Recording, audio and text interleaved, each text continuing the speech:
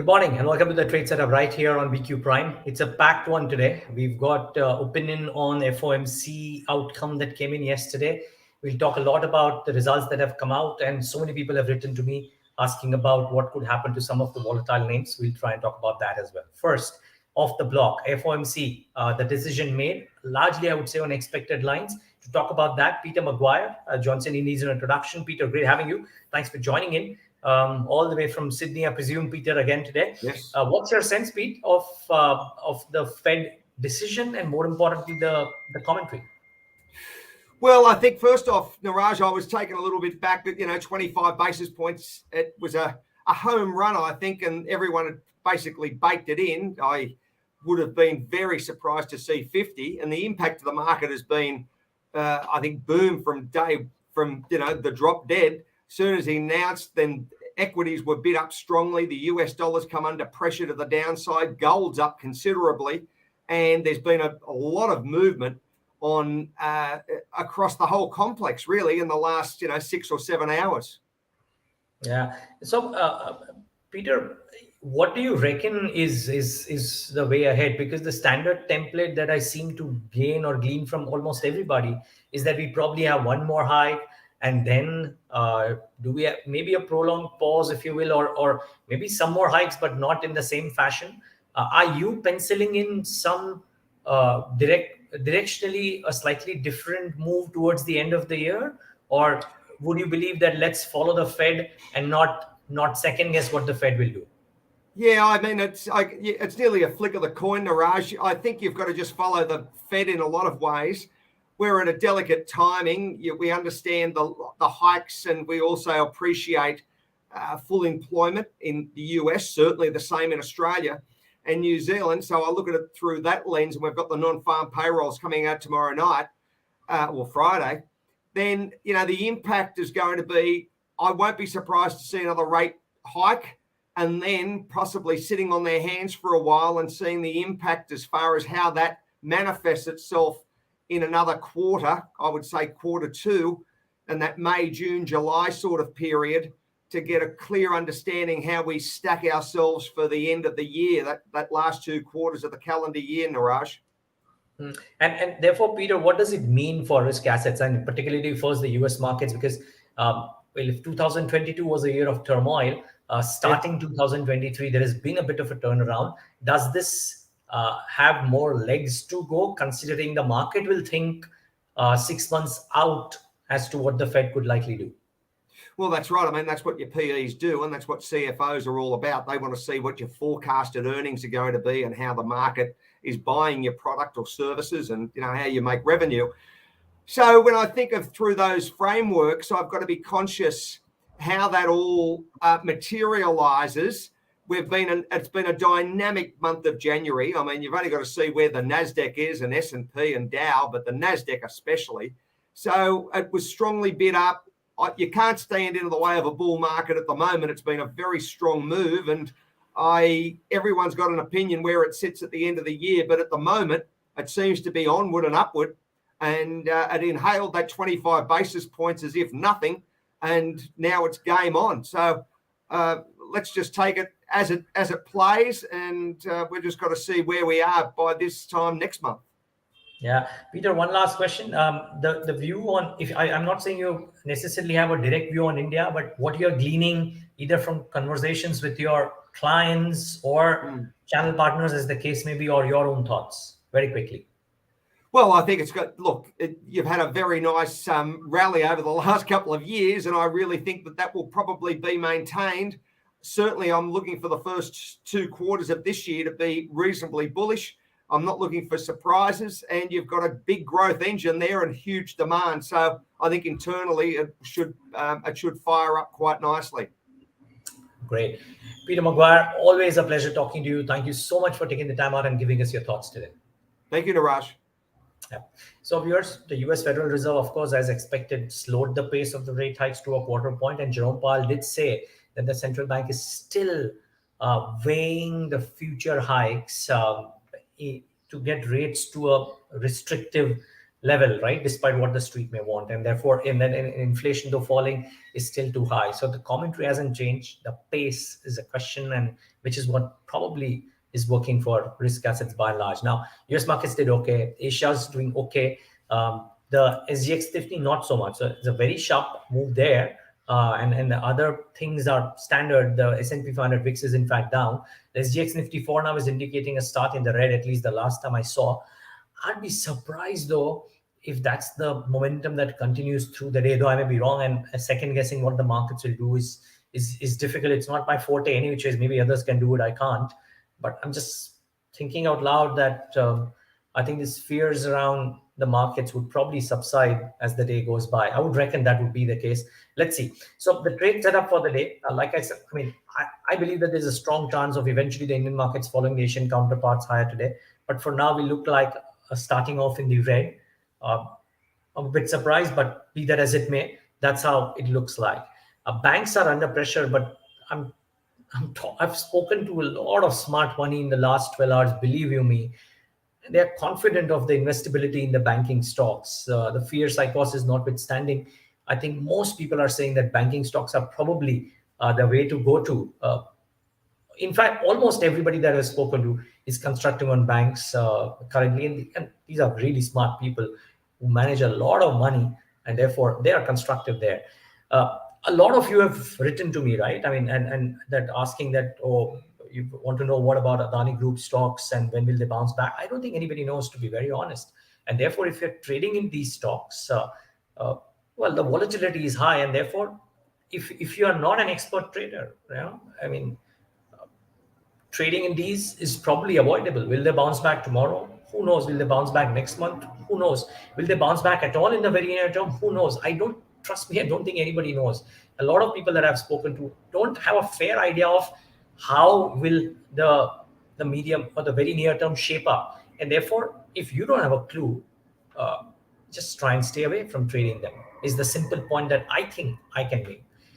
Where there seems to be a bit more certainty is, like I said, in banking, and for that matter, in insurance, wherein most people are saying that insurance companies are unlikely to see a V-shaped bounce back to the post because on the back of the post-budget measures. So that's the limited certainty that I think I'm gleaning from notes and from what people are saying. I want to make a standard disclaimer here. We've spoken about the trading. If you're not an expert trader, then trading in Adani Group stocks is avoidable. Adani Group is in the process of buying 49% stake in Quintillion Business Media, which owns BQ Prime. So I just want to make that standard disclosure. Now, to the stocks that you should be monitoring today, and where there is some news flow. A lot of results, by the way. So first off, start off with Britannia. Q3 numbers, revenues up 16% at 4101 crores versus 4232. Slightly lower than Bloomberg estimates, but 16% growth, not bad. Look at the other parameters. EBITDA down 8% at 722. The expectations were 683. Operating margins, though, expanded at 18.14 versus estimates of 16%. Net profit at 932 crores. The Bloomberg estimates was 469 crores. So net, I think Britannia did okay. And independent of these numbers as well, let me very, very quickly just get you a brokerage view, for example. So Morgan Stanley, for example, has said that it's a very strong beat and they stay overweight. The company saw positive growth momentum continuing in market share reaching a 15-year high in third quarter. And therefore, it's to drive market share. They're taking enough calls, etc. The conference call is slated at 1 p.m. today, and therefore most brokerage notes will come in. But Morgan Stanley's initial note on Britannia is a strong beat, stay overweight with the price target of 4427. Watch out for this one. It's a reasonably good set of numbers. I thought what stood out really well was Ashok Leyland. Revenue is up 63% at 9,000 crores versus 8,700. EBITDA, massive uptick out there compared to compared to what they did in the YOY. The EBITDA margin should have higher. I think there's a miss with the numbers here. Excuse me. I've given 1,563. That is wrong on the EBITDA estimate. But EBITDA margin certainly 8.8 versus 7.6. So that they did really well. And the PAT at 361 crores versus estimates of 314 crores. So net Ashok Leyland, yet another quarter of a beat. And I doubt that there was too much to find faults with. Now we know that the CV numbers have looked strong, and therefore, to an extent, the sales numbers were estimated. The fact that they were able to beat even the EBITDA front is the positive. And if you just look at the budget, the capex related outlay that has been given, I doubt that there is too much fault finding that is possible. So, well, do watch out for Ashok Leyland.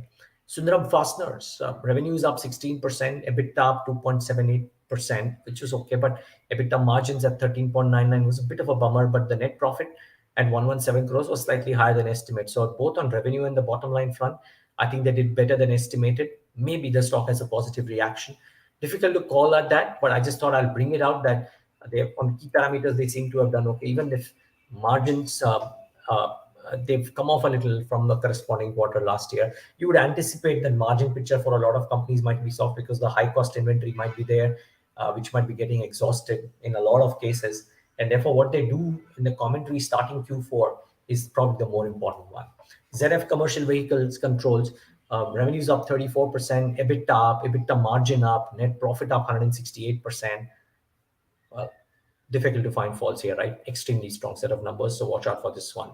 What didn't do well? Two or three names. So Timken India didn't have a great show. EBITDA margins at 17.02% versus 22%. The Bloomberg estimates were 20%. Net profit at 70 crores. The estimates were 134 crores. So left a bit to be desired. UTI not a good quarter at all. Revenues down 32%. EBITDA down 56%. EBITDA margin down 39 at 39.61 versus 62%. The estimates were 49%. Net profit 60 crores. The estimates were 112 crores. So not a great quarter on any yardstick. Forget the QOQ comparison and therefore down. I'm just saying compare it with what was estimated, and that's where the problem lies below the revenue number. For operational front and the bottom line front, not a great set of numbers for UTI AMC. Mahindra Logistics was the other one wherein revenues were up 17% at 1329, but everything below kind of uh, didn't do well, right? 62 crores versus 71 crores. EBITDA margin 4.72% versus estimates of 5.5%. Net profit at 1.39 crores versus estimates of 15 crores. Not a great number. And other two, Ajanta Pharma and Hindustan Copper as well. Ajanta Pharma EBITDA margin came off at 17.4%. Versus 28%, and PAT was down 29% or 30%, so not a good number. And Hindustan Copper EBITDA margin at 20 versus 24, PAT down 53%, not a great quarter either. Very difficult to call what's the impact of Adani Enterprises withdrawing the FPO. The only thing to keep in mind is that there are large shorts in the counter. If there is a hint of short covering, then that could propel the stock higher as well. So be very careful. Like I've said in the trade setup too, if you are not an expert trader, it might just be better to avoid trading into these names because they are very volatile currently. So let there be some bit of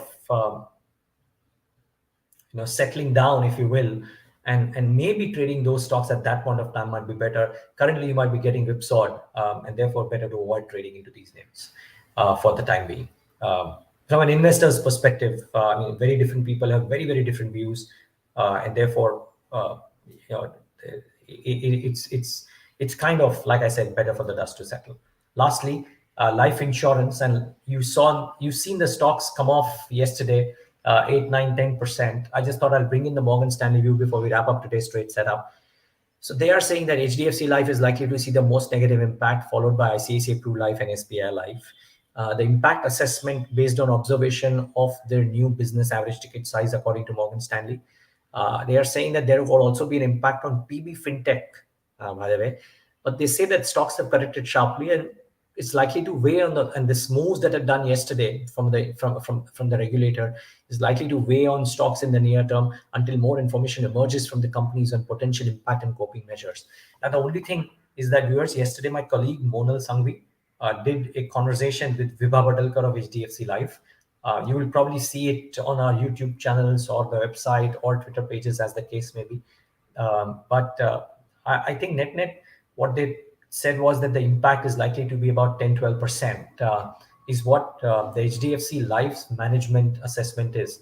But brokerages are saying that they want to hear more, so maybe a con call or two could happen. Different brokerages could do it with these companies, and then maybe the definitive reports could emerge.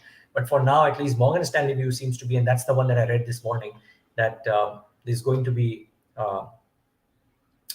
some overhang onto these stocks in the very near term. So be mindful of that. A bunch of very, very interesting conversations lined up during the course of the day on the budget and on the market's impact as well. So we'll speak to Rhythm Desai at 10 a.m. We'll speak to Pranjul Bhandari at 11 a.m. So Rhythm, markets, macros, a mix of that. Pranjul, a deep dive into macros and what the budget math ended up. So that's a conversation, I think, at 11:30 a.m. if I'm not wrong. Then at 12:30, the Maverick Sameer Arora talk about everything under the sun. So that'll be a really interesting conversation to tune into. A bunch of other corporate conversations lined up during the course of the day. So a whole host of information around everything that we can talk of, which would impact the markets and portfolios, will be done today on BQ Prime. So you might want to tune in for all of those during the course of the day. I do know that Rhythm is at 10, Pranjal is at 11:30, Sameer Arora is at 12:30. So those three I can tell you with certainty. And more updates will be on our social media handles. So you might want to tune in for a bunch of the conversations. Thanks so much for tuning in today. And thanks so much for tuning into the trade setup. Have a great day ahead.